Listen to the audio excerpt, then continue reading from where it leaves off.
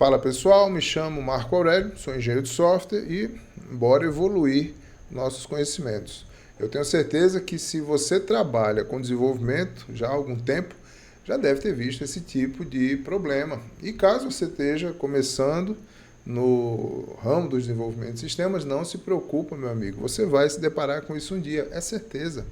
Eu estou falando do projeto que quando você abre ele está cheio de classes parecidas, ou pior, um fluxo cheio de ifs com comportamentos similares dentro de cada bloco de if. E aí você olha para aquilo e pensa, se eu mexer nesse vespeiro, é certeza que esse código vai quebrar. Como a maioria de todos os problemas no ramo do desenvolvimento de sistemas, esse não aparece no começo. Ele é sempre a mesma história. Começa pequeno, parece totalmente normal, mas aí ele vai crescendo aos poucos, principalmente quando você vai incrementando com mais regras de negócio, mais novas regras de negócio, e quando você vê, esse código ele já se tornou um grande Frankenstein. Imagina um sistema de pedidos, onde você tem desconto, frete, imposto, cupom, cliente VIP, coisas completamente normais em qualquer sistema real. Separadamente, cada uma dessas regras é muito simples. O problema vai começar quando você precisar usar essas regras juntas. É nesse ponto que a maioria dos sistemas segue dois caminhos. E o mais curioso é que os dois parecem fazer muito sentido no começo. Vamos dar uma olhada nesse caso do primeiro caminho, que seriam os ifs, né? Isso aqui funciona, mas só até começar a crescer. Cada regra nova que entra nesse método, cada exceção que entra, esse método vai virar um lugar onde tudo acontece. Essa classe vai se tornar uma God Class.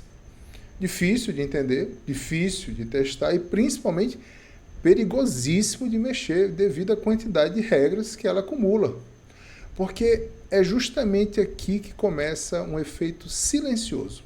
Cada regra nova que entra nessa classe, cada exceção que entra, e quando você percebe, você tem if dentro de if, dependência entre regras, e até as ordens das regras também vão importar, o que é até normal.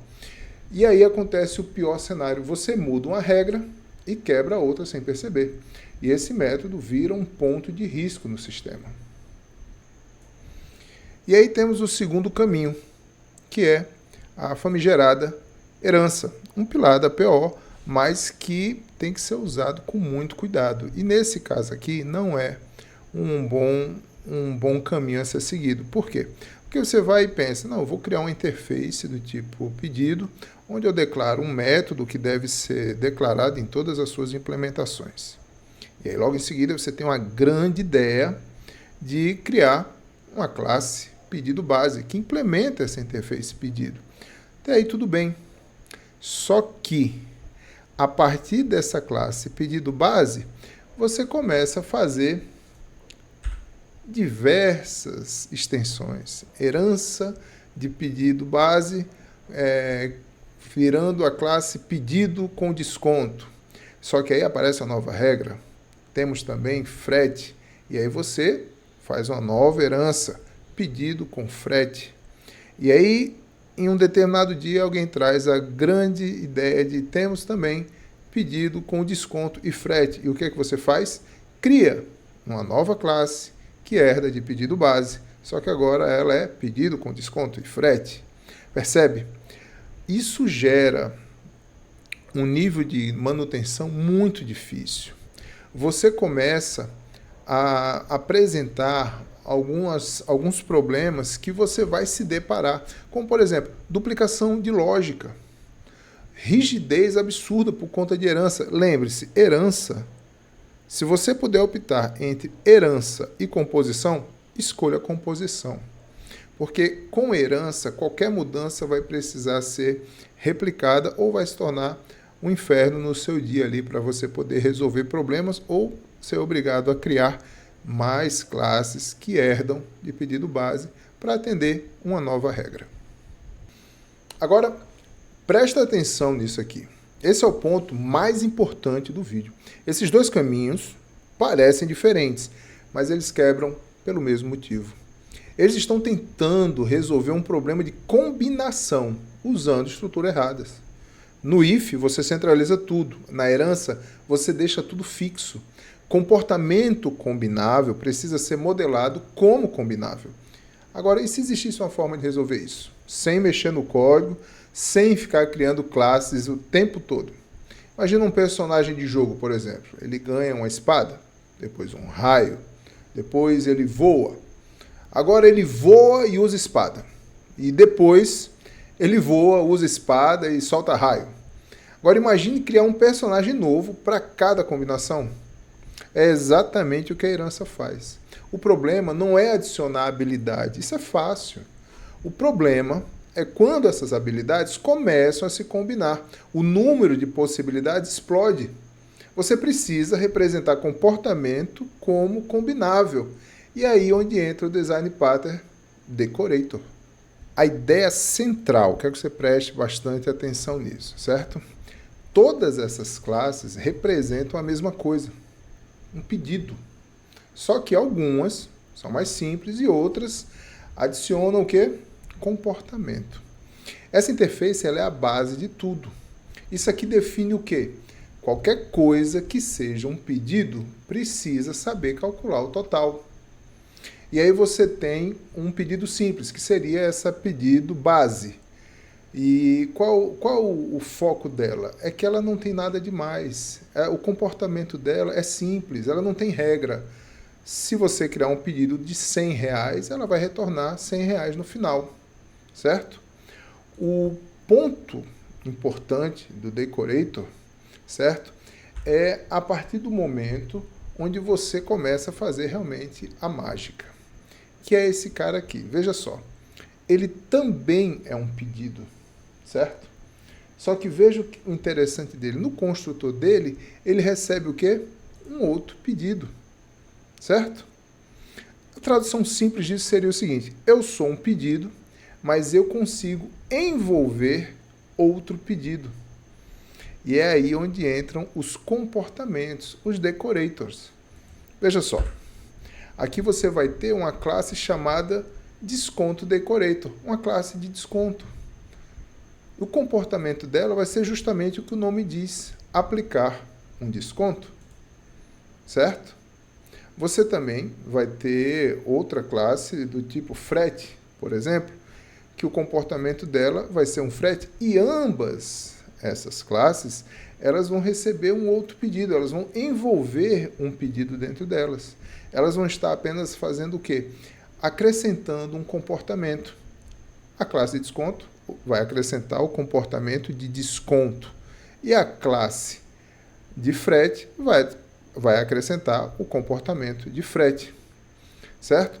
Então, o que eles fazem é pegar um pedido, envolvê-lo e aplicar o cálculo referente à sua implementação.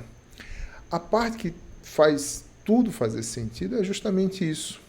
Então, o que está acontecendo aqui nesse momento? Por exemplo, eu estou criando um pedido base no valor de R$100, certo? No passo 2, eu estou atribuindo um novo comportamento, utilizando o decorator, desconto decorator. Eu passo no construtor dele o quê? O pedido base de R$100. E aí, ele vai fazer o que no seu comportamento? Ele vai aplicar um desconto. O resultado vai ser 90.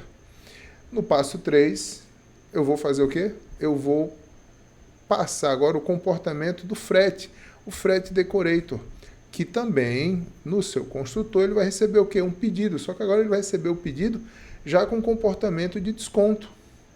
Então ficou o quê? Nós temos um pedido base de R$100, com um comportamento adicionado do desconto, com um comportamento adicionado do frete. Quando você vai chamar o calcular total, acontece isso. Ele chama o frete, o desconto e o pedido base. E ele, no final, ele vai retornar o valor após todos esses cálculos. A grande sacada do Decorator é que ele não cria, certo? O que ele faz são combinações. Entenda isso. Você não cria combinações, você empilha o comportamento. cada decorator vai envolver o decorator anterior e vai adicionar uma nova regra.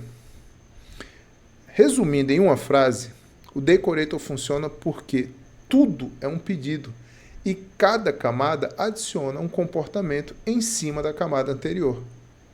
Esse código aqui é o que permite o encadeamento. Sem isso, não existiria decorator. O decorator resolve isso transformando comportamento em peças. Ele adiciona responsabilidade dinamicamente, sem alterar objeto e sem criar subclasse para cada combinação possível da sua regra de negócio. Então, para fechar, temos que levar em consideração o seguinte: nós trabalhamos alguns princípios do Solid, por exemplo. Nós trabalhamos a questão do Open Closed, porque a partir do momento que você não desenvolve aquele monte de ifs, você deixa de ficar tendo que alterar a classe. O conceito do OCP é isso: aberto para extensão e fechado para alteração. Um outro aspecto é o Single Responsibility Principle, porque a partir do momento que nós criamos classes específicas para as regras, nós estamos dando responsabilidade única, diferente daquela God Class com 500 ifs e 500 regras lá, certo? E ponto principal: sempre que você tiver que optar entre composição e herança, escolha a composição, ela vai lhe dar mais flexibilidade. Nisso você melhora a capacidade do sistema crescer sem virar um caos. E se você pensar bem, o que nós vimos ali foi uma pipeline de comportamento. Fomos fazendo fases, acrescentando comportamentos, certo? Então, um outro ponto é que temos que pensar nos trade-offs. A ordem do fluxo ali, a ordem dos comportamentos daquela pipeline, ela importa. No nosso exemplo, nós não podemos botar o frete antes do desconto. Concordam? E, como tudo na vida, o exagero gera complexidade. Então, use o decorator com bastante critério, certo? Para fechar o vídeo, lembre-se do seguinte: o problema nunca foi ter muitas regras. Foi como se tentou lidar com elas, através de heranças múltiplas ou ifs infinitos. O decorator ele não organiza somente o código, ele vai controlar essa complexidade ao longo do tempo. Então, se você gostou do vídeo, não esquece de curtir ou comentar, compartilhar e, principalmente, se inscreve, porque ainda estamos na meta de chegar nos 500 inscritos. Até a próxima!